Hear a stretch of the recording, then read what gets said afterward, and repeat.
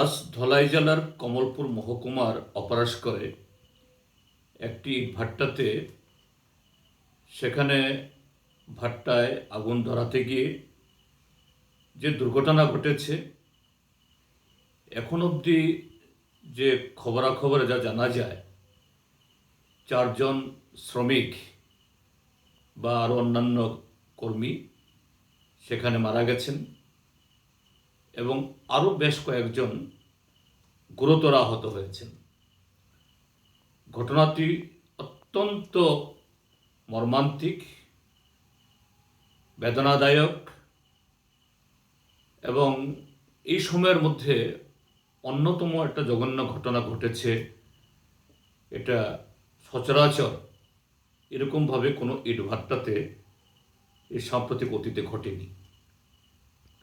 এখন প্রাথমিকভাবে যেটা আমি বলবো, যে সমস্ত শ্রমিকরা গুরুতর আহত হয়ে হসপিটালে চিকিৎসার জন্য ভর্তি হয়েছেন, সরকার এবং ইটভাট্টার মালিক পক্ষ তাদের দ্রুত সুস্থ করে তোলার জন্য যাতে সর্বোচ্চ চিকিৎসা ব্যবস্থা করেন, এটা এই সময়েতে সবচেয়ে বড় জরুরি।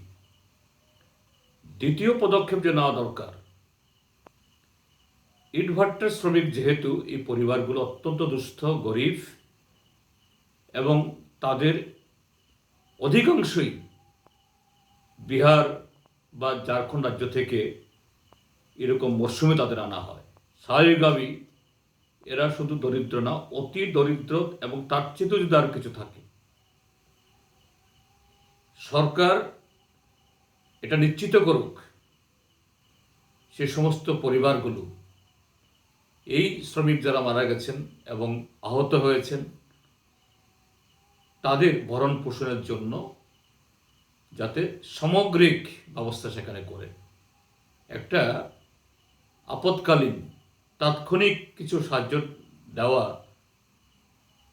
টাকা দিয়ে এদের বুঝ দেওয়া নয়, এই পরিবারগুলো যাতে দাঁড়াতে পারে ব্যবস্থা করা দরকার। দ্বিতীয় খুব জরুরি হলো, কেন এরকম দুর্ঘটনা ঘটল?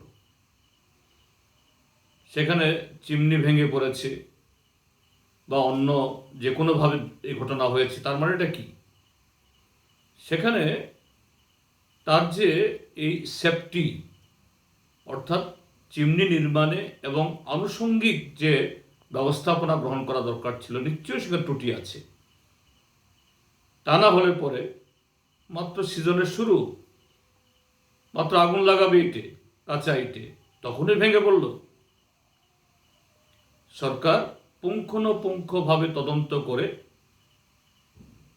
এর জন্য দায়ী কারা এবং এই চিমনি নির্মাণের সময়তে তার প্রযুক্তিগত দিক থেকে নিশ্চয়ই কোনো দুর্বলতা বা ত্রুটি হয়েছে,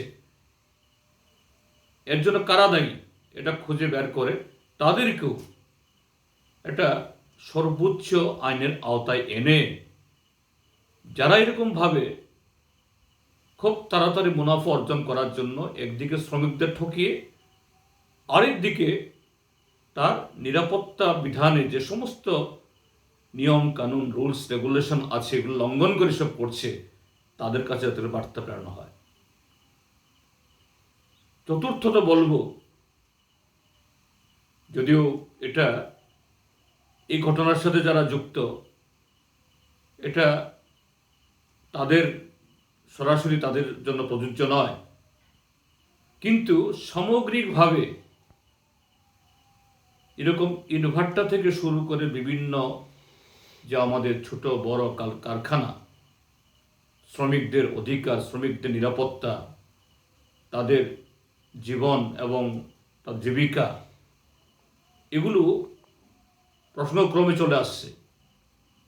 এই যে দেশে মোদী সরকার 28টি যে শ্রম আইন, লেবার অ্যাক্ট, এটাকে তামাদি করে দিয়ে জবরদস্তি করে এই দেশের একচেটিয়া পুঁজি এবং মালিক পক্ষ, ইটভাট্টার মালিক বা এরকম যারা শ্রমিকদেরকে তার শ্রমকে নিংড়ে নেওয়ার জন্য যারা নানা ব্যবসাপাতি খুলেন, এই সমস্ত শ্রম কোড ভেঙে দিয়ে এই শ্রম কোডের সাথে শ্রমিকদের নিরাপত্তা, শ্রমিকদের জীবিকা নিশ্চয়তা, শ্রমিকদের অধিকার সবটা যে ছিল তা নয়, কিন্তু আজকে সেই আইনগুলো বাতিল করে দিয়ে তুলে দিয়ে এখন শ্রম কোডে এখন শ্রমিকদের পক্ষে, শ্রমিকদের স্বার্থে, শ্রমিকদের নিরাপত্তা বলতে আর কিছুই নেই। সব কিছুই হলো মালিকদের অধিকার, এদের মুনাফা অর্জনের এখন একটা মৃগয়া ক্ষেত্র।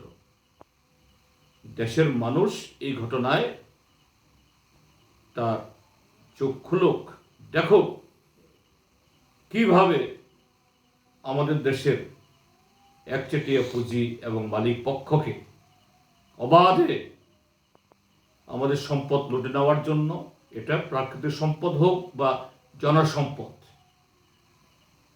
সরকার তাদের তথাকথিত আত্মনির্ভর ভারত নির্মাণের পথে এইভাবে দেশের লক্ষ লক্ষ কোটি কোটি শ্রমিকদের বিপদ ডেকে এনেছে। এটা চোখে আঙ্গুল দিয়ে দেখিয়ে দিচ্ছে।